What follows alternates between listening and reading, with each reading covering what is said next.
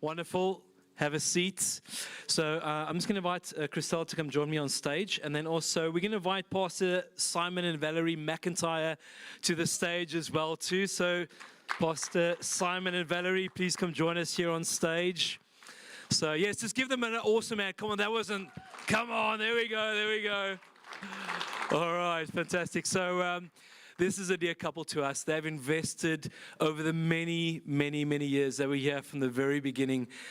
Some of those that have been around for a while would remember them. And I said to Pastor Simon when we were at the men's breakfast that hopefully he sees some of the fruit from what him and Valerie have invested over the many years that they've been a part of our church and our journey. So Pastor Simon, you were with Pastor Phil in 1980. You helped him start the church back then, so 45 years ago.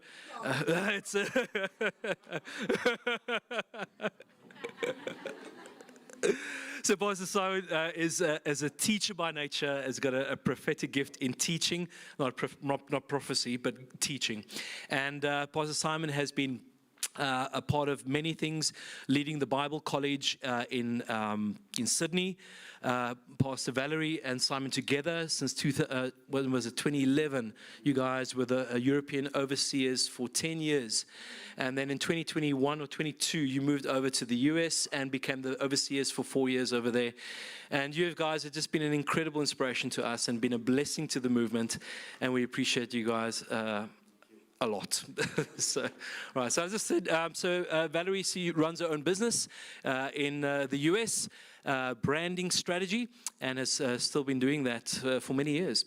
So I thought I'd just give the mic to Pastor Valerie, introduce herself, and then Pastor Simon will be preaching. Thank you. Well, I met a few of you yesterday in the women's event. And you said it all basically, right? So I've been alongside this guy. I was in business and I got wrangled into church life. So it's been really awesome. But I do remember when you were a Christian. I was very much a Christian. Thank you. Yes, I was. But anyway, I remember coming to this church when we first got to Europe. We were invited to a summer camp. I almost forgot that, and then Lynn reminded me. And it was just stunning out in the countryside and just being with your pastors then and your group then. And so fast forward to today, it's just wonderful to see you all thriving, your team thriving, to see the church so full of life. So it's just really neat when you're able to look back over 15 years and see the growth and the vitality of what God has done in Malmo. So I send you big cheers from the United States and from right here. And as I was getting here today, I just, when you asked me to say something, I just had a word for all of you here today, that no matter what is going on in your world, and we all know the world around us has gotten really interesting of late, that the hope of the world is the church, and we are the body of Christ. We are his hands and feet on earth, and it's up to us to actually be the difference. And so what you're doing here, participating on a Sunday as part of a celebration of your trust and faith in God, and what you do when you leave this place is even more important, right? It's everywhere you go, that you are the light in the world around you, and no matter what's going on, you bring that light. So you don't underestimate the power that you have to change the world around you. So that was my little word for the day. And now I'm going to say goodbye and pass it over to you. Oh, thank you, baby. Thank you. Are you all good? Thank you. Thank you very much for the water. Even better, the vodka. That'll wake me up. Won't do much good for you, but it'll help me.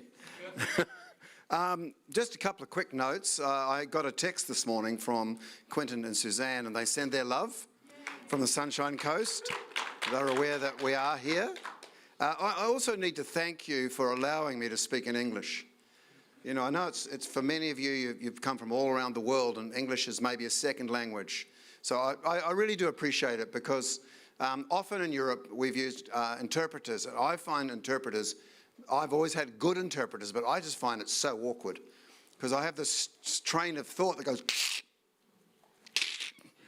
So thank you for listening to me.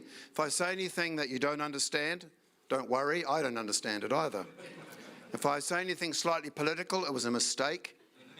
I didn't bring my American flag. And actually, it was interesting, we gave up overseeing the US just when Donald Trump started his second term. We felt that was enough. So also a big thank you to Matthew and Christelle, and to meet their gorgeous boys, Dylan, Jason and Caleb. And I met them all yesterday, and obviously Dylan is a loving, huggy kid. He looks like the responsible big brother to me. And then Jason had a conversation with Valerie about business on the way here this morning. He actually said to his dad, can I sit next to Auntie Valerie and ask questions about giving? And he was saying things in the car that I learnt when I was 55. It was so discouraging. And then Caleb, I saw Caleb yesterday in his Pokemon pajamas, and I thought, there's a firecracker. Anyway, so we really appreciate you asking us. And we love you both. We think you're just fabulous people. And this has helped. I've got to admit this. Both my son-in-laws are South Africans. So I have been forced to love them.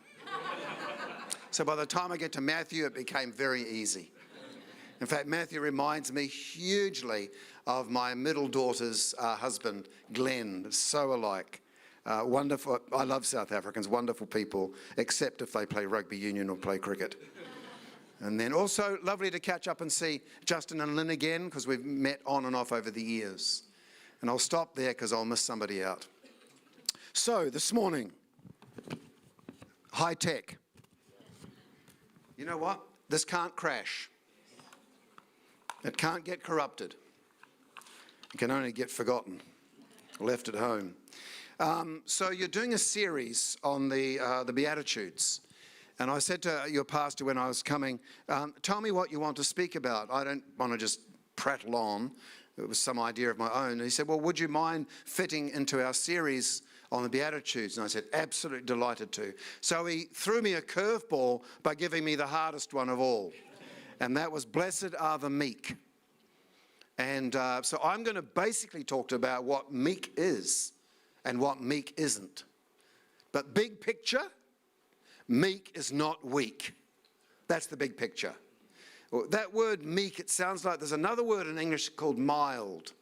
And mild is something like, it's like warm milk or a half-cooked pastry. It just doesn't sound good. Or a mild personality, they're neither hot nor cold.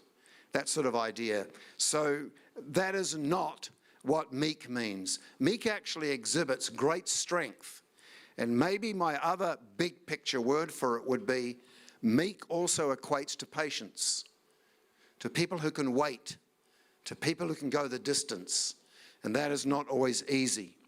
So Matthew chapter 5 and verse 5, it says this, and I'm reading from the New Revised Standard Version. It's my preferred version.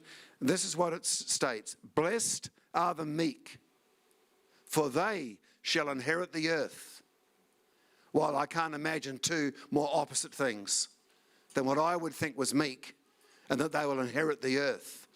I thought the earth was inherited by power. The earth was inherited by force. The earth was inherited by dictators, by potentates, by cruel and crafty men, and in a very rare instances, women. Sorry, we've got some noise happening. Matthew's leaving church. He's had enough already. Can't blame him. So this, just the picture.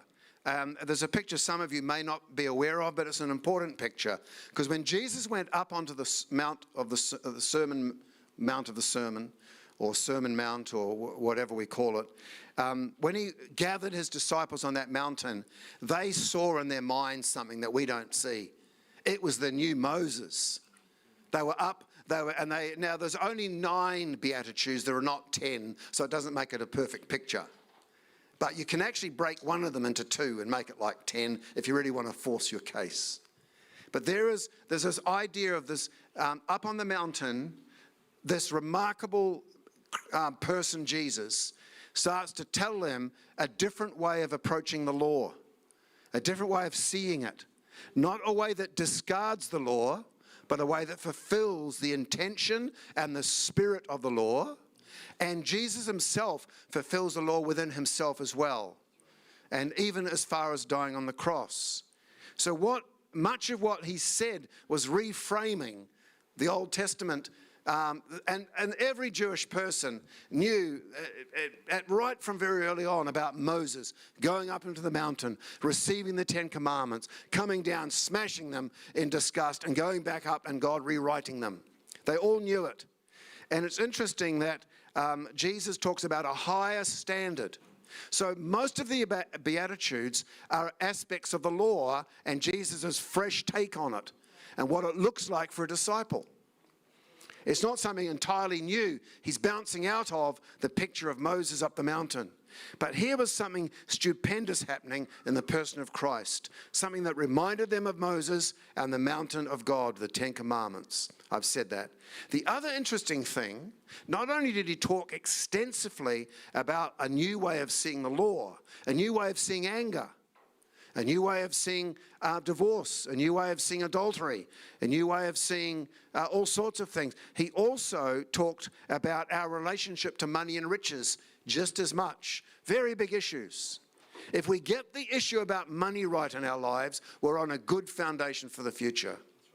That's another big subject. So here, the Beatitudes started all off. This kind of person, Jesus said, will inherit the kingdom of God. And I heard your pastor say this morning, it's countercultural. It's the opposite of what the world would tend to think was a blessed person. So, the Beatitudes of Jesus speak, number one, of a lifestyle and attitude that we are to exhibit. Blessed are the meek. And two, of a coming kingdom that is yet to be fulfilled for those who exhibit such attitudes. What is that saying? These attitudes are not one-off, occasional, short-term goals. These attitudes are meant to define our life from the moment of our understanding of the gospel to the day we die. And the inheritance that's promised is largely a new heavens and new earth. It's not this earth. And you know, some of you may that sounds disappointing. Do you mean there's nothing I get on this earth? Of course you do. You get the gospel. You get a foretaste of what God's going to do. You get some kind of inkling and healings and provisions and miracles. They're all pictures of a completed kingdom. But the fullness of it, we will never receive on this earth. Why? We're incapable. We'd blow it. It's for a time that takes patience to get there. This is how you can tell a Christian. Long-term, slow obedience, faithfulness, patience, perseverance, they make it. We want quick results. We want microwave spirituality, and we're not getting it. It's a different story. So, attitude, and then a coming kingdom that is not yet, but it will be. And they will inherit the earth. And this, and I'm reading completely out of the scriptures I was given. There's nothing aberrant in anything I'm saying. The promise of Psalm 37, verses 10 to 11. It says, "Yet a little while, and the wicked will be no more." Just for a moment there, the word wicked there does not just mean a nasty drug dealer. It means a person who doesn't worship Yahweh by following the law. So it's not talking about sort of a Hollywood style of what wickedness is. It's talking about a person who fails to follow the law of Yahweh and worships him in doing so. The wicked will be no more. Though you look diligently for their place, they will not be there. But the meek shall inherit the land and delight themselves in abundant prosperity. What's he talking about? The land, in our understanding, in the New Testament era, is the earth. It's not just Israel. It's not just physical, the geography of physical Israel, Palestine, whatever term we use to cover that. It is not that. The meek shall inherit the earth. And that was spoken of Abraham as well. Paul makes reference to that. But let's have a look what meekness looks like, because it's actually right in the middle of this psalm. It's a picture of it. It's a psalm about patience and trust. Oh, I hate those words because they sound like they are work. Oh, yeah.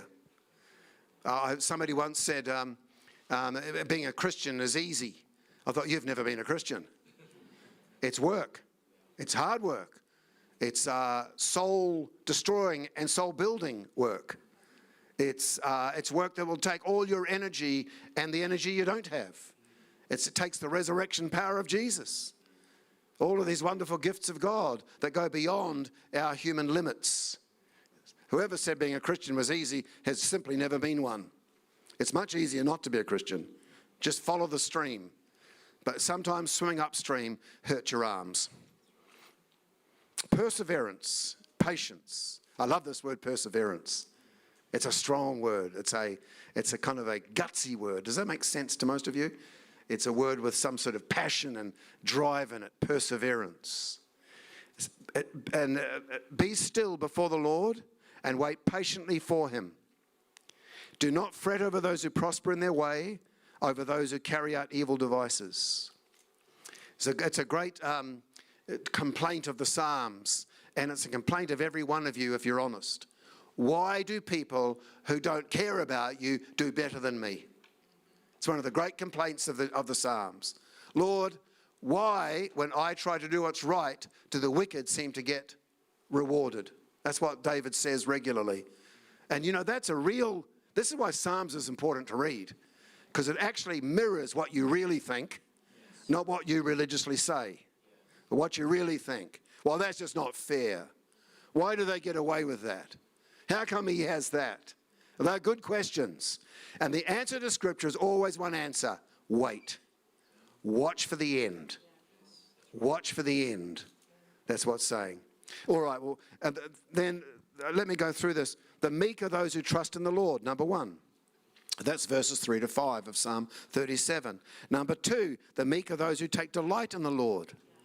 Number 3, the meek are those who wait patiently or expectantly for the Lord.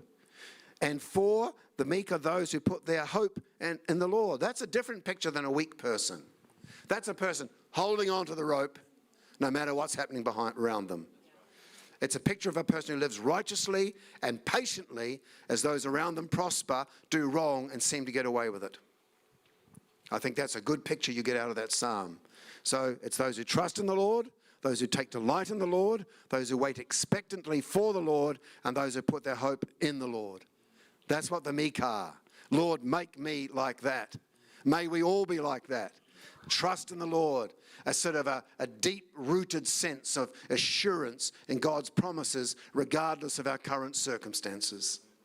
And that's exactly what David's writing about. It's what Jesus is saying, and it's what Paul the Apostle lived.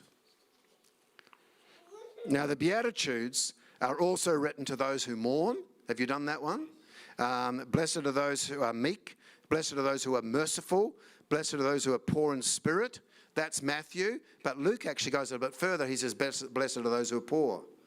So there is a place of the poor, not the lazy. There's a difference, isn't there? There are people who are poor because they're just bone lazy. But there are people who are poor because they're in circumstances beyond their control. And blessed are those people. And that's not saying that a poor person is necessarily blessed. It's a poor person who can put their trust in the Lord. It's often when we have the least that we have the most trust, isn't it? It's one of the great dangers of doing well. I have a theory. This may shock you. You may throw stones at me. Although I don't suppose you brought any today into church. So try your chair. That'll fly. Is that I don't think most Christians could ever be wealthy. It's very difficult to handle wealth, to handle it properly. But we can certainly expect God's goodness and provision. That's a whole different matter. I hope that hasn't upset anybody. But I've been around here 71 years, and you do notice some things. All right. These people, they'll be filled, they'll be met, they'll be shown mercy. So this is the upside-down nature of God's kingdom, isn't it? It's just contrary to everything. Contrary to everything. The normal expectations of this world is that you will inherit if you work hard, if you oppress somebody, or if you steal something. It's not always. It isn't the heroes and soldiers who will inherit the earth. It's the patient, the meek, the people who've got strength to wait, those without the force of arms, those motivated by love and mercy. This is a long-term project, people. It'll be beyond our lives. Guess who didn't inherit the earth? The British Empire.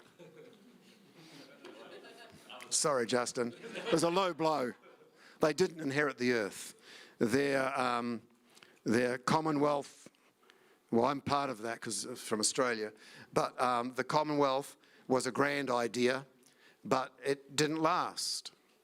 The Spanish didn't inherit the earth. I'm sorry for those of you who are Spanish.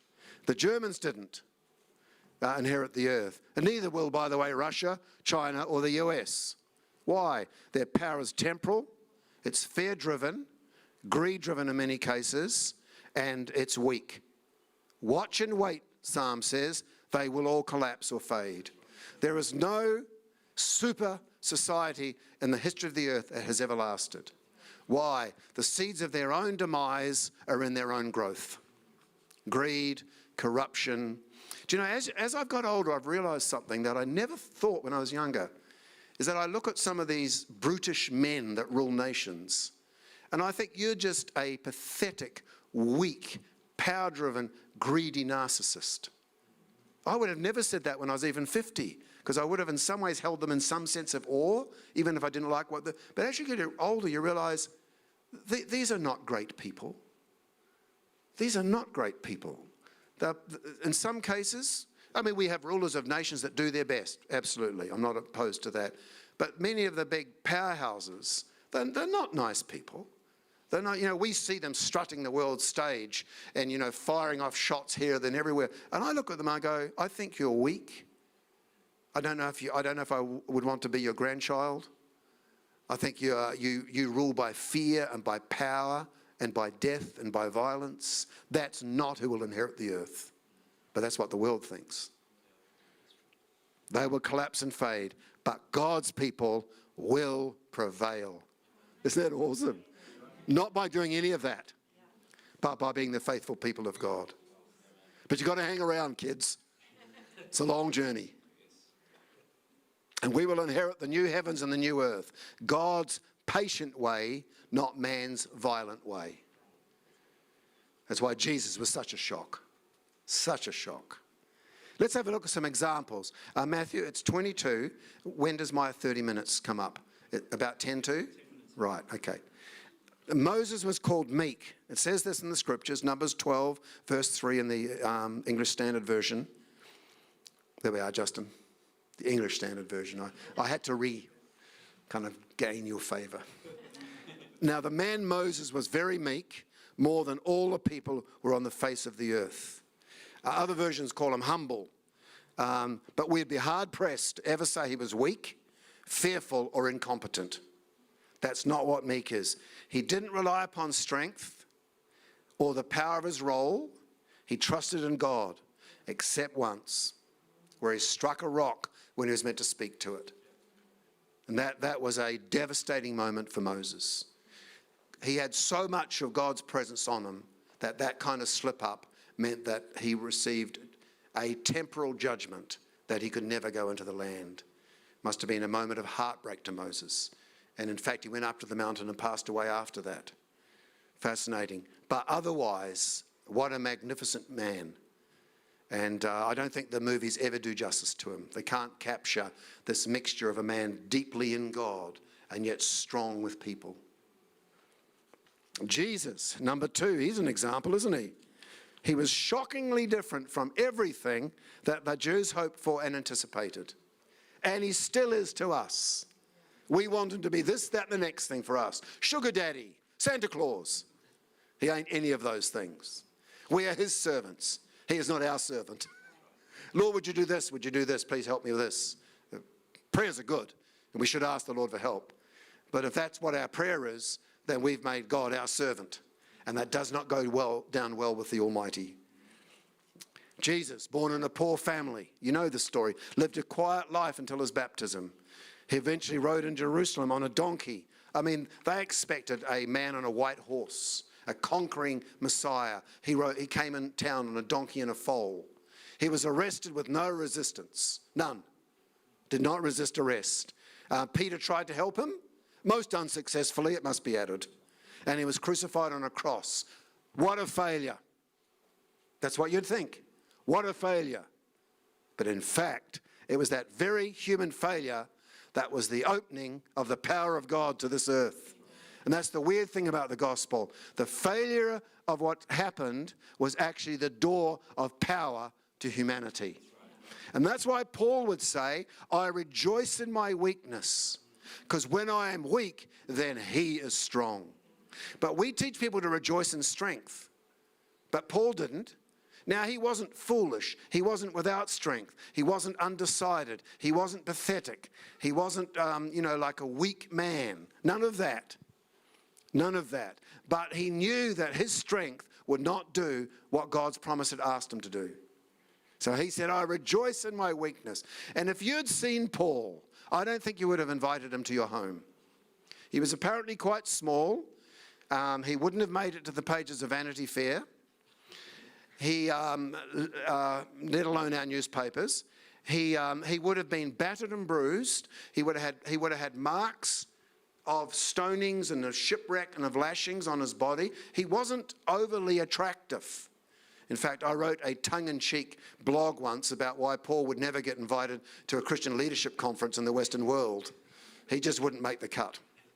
Everything about him was wrong. So I wrote this kind of letter in which the people who are putting this conference on said, well, we tried Paul, but he just doesn't fit. He's not great TV. And he just doesn't fit. His clothing's a little bit tatty. And he kind of mumbles about Jesus all day long. I think we need someone who's got strength and power and might. They would have missed the whole thing. Jesus said of himself, come to me, all of you who are weary and carrying heavy burdens, and I will give you rest. Take my yoke upon you and learn from me, for I am gentle and humble in heart, and you will find rest for your souls. I've written in my notes here, who could ever call themselves meek or humble but the person who actually is? And then finally, Paul. Paul defines meekness in part by the context of a group of words defining Christ-like behavior. He says this, as God's chosen ones, holy and beloved, clothe yourselves with compassion, kindness, humility, meekness, and patience. Bear with one another. Forgive each other, just as the Lord has forgiven you. Now, there's some clues of how to get along in church. Bear with one another. Why? Because sometimes you're unbearable. And I am unbearable. But we bear with one another. But that's how we're to relate. But go back to the word meekness and patience. These words all speak of such things as non-retaliation, giving people room to make mistakes, caring for those less fortunate or oppressed, going the distance, and being non-aggressive about personal agendas. That's what a servant of God is. And so I conclude with these thoughts. Meekness is not weakness. Thank you, Matthew. That was your point. It is, in fact, great strength. It requires all of our resources and some. It's a life in submission to God. It isn't reactive. It isn't selfish. To be meek is to be an inheritor, but by God's means and methods, and not those of the world, which are by power, war, brute strength, and violence. And finally, just before your pastor comes up to lead you in prayer, the gentle, this is other translations, for the meek will inherit. The gentle are blessed, for they will inherit the earth. Have you ever met an older person, especially an older man? Because I tend to think women carry gentleness much easier. They wear it easier. But have you ever met an older man who's a godly man? And one of the things that should come out of them is kindness and gentleness. You know why? Because they know what you are like, because they know who they are. They know their weaknesses and their failures. They know their strengths. So I think one of the loveliest things to find in an old person is gentleness, especially with wayward people. Another version, God blesses those who are humble, for they will inherit the whole earth. Amen. Thank you, Pastor.